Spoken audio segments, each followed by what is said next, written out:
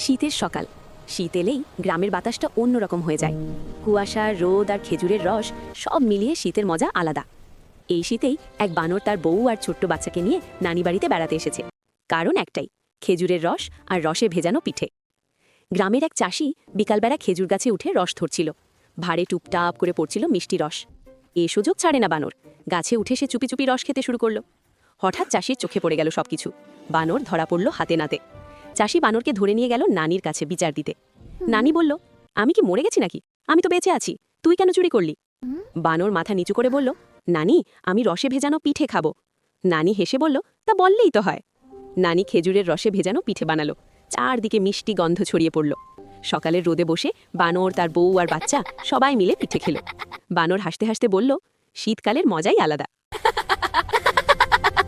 Winter fun is special.